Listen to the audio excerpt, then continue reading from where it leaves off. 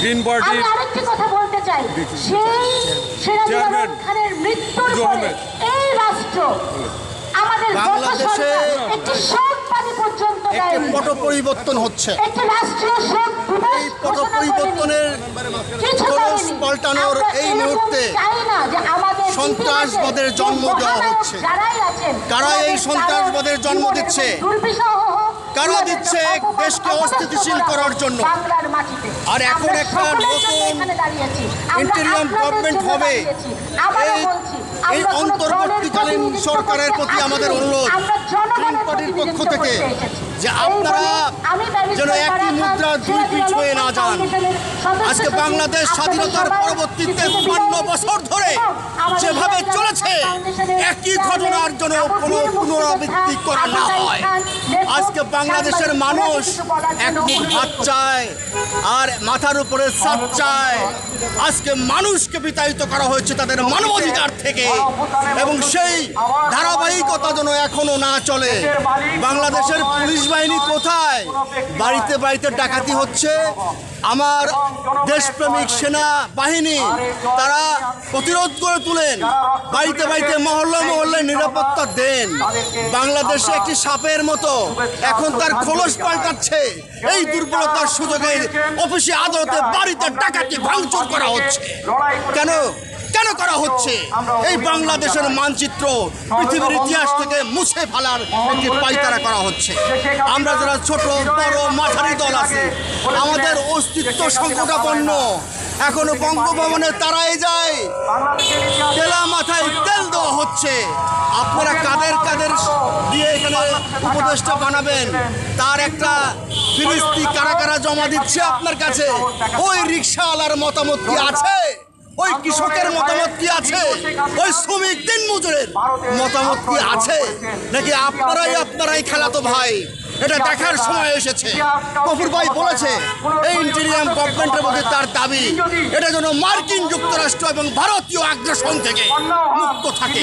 বলে বাংলাদেশের ছাত্র জনতা, শ্রমিক, কৃষক যেভাবে মাঠে নেমেছিল, আপনারা শুধু ছাত্রদের কৃতিত্ব দিচ্ছেন, ওই রিক্সাওয়ালাকে কৃতিত্ব দিবেন না, ওই শ্রমিক হোটেল শ্রমিককে কৃতিত্ব দেবেন না।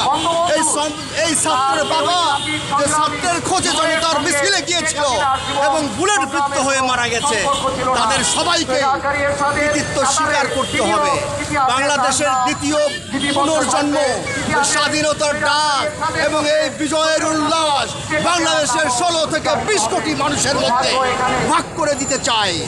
একটি কথা মনে রাখবেন, সন্ত্রাসবাদের কোনো স্থান বাংলাদেশে নাই, এবং সেই সাথে দুর্নীতির কোনো স্থান বাংলাদেশে নাই। আমাদের সাথে যদি আপনারা একমত হন, তো আপনার গায়ে যে রঙের পোশাক থাকুক না কেন, আপনি আজকে পুলিশের পোশাক পরিবর্তন করে রাস্তায় নামায় দেন, যাচাই বাছাই করেন কারা কিরকম, সাদা কালো যাচাই বাছাই করে রাস্তায় নামান। রাস্তার অরাজকতা এবং রাতে হলে অন্ধকারে বাসা বাড়িতে ডাকাতি, এগুলো রোধ করার জন্য এই ইন্টেরিয়াম গভর্নমেন্টকে এবং এই সেনা বাহিনীর প্রধানকে আমাদের করজোড়ে অনুরোধ যে আপনারা ট্যাকল দেন। আপনি দেখেছেন গণভবনে মানুষের মিছিল, খুবই ভালো কথা। এক চোরকে বিদায় করতে গিয়ে আপনি আর একটা হাঁস চুরি করে নিয়ে আসলেন। ছি ছি ছি, এটা ঠিক না। যেই দলে থাকেন না কেন, কেউ একজন বলছে আজকে কালকে যে আওয়ামী লীগের মিছিলে ছিল, আজকে সেটাকে বিএনপির মিছিলে। আদর্শ বদলাতে হবে। বাংলাদেশের মানুষ পাল্টানো চলবে না। বাংলাদেশের মানুষ থাকবে, কিন্তু তার আদর্শ পরিবর্তন করতে হবে। নইলে এই যে আমাদের সবারই একটি কথা, মানুষের জানমালের নিরাপত্তা প্রদান করতে হবে এবং মানবাধিকার প্রতিষ্ঠা করতে হবে। ধন্যবাদ সবাইকে। এই প্রেস ক্লাবের সামনে দাঁড়াই একটাই ঘোষণা দিতে চাই, যে সরকারি আজকে ৪০০ মানুষের আয়োজন করা হয়েছে, সেখানে রাজকীয়ভাবে সেখানে ঘোষণা করা হবে প্রধান যিনি আমাদের দেশের আমাদের দেশের ইন্টেরিয়াম গভর্নমেন্টের যিনি প্রধান, উনি আসবেন। তার কাছে কার কার তালিকা পাঠানো হয়েছে সেগুলো কিন্তু অবশ্যই যাচাই বাছাই করা হয়। তা নাহলে বাংলাদেশ যেই পথে রং হেডেড হয়ে গিয়েছিল, সেই আবার রং হেডেড বাংলাদেশ হয়ে যাবে। এখানে সকল স্তরের জনপ্রতিনিধি, সামাজিক সোসাইটি, রাজনৈতিক কর্মী, নেতা সবার মতামতের প্রতিফলন থাকতে হবে। ধন্যবাদ সবাইকে।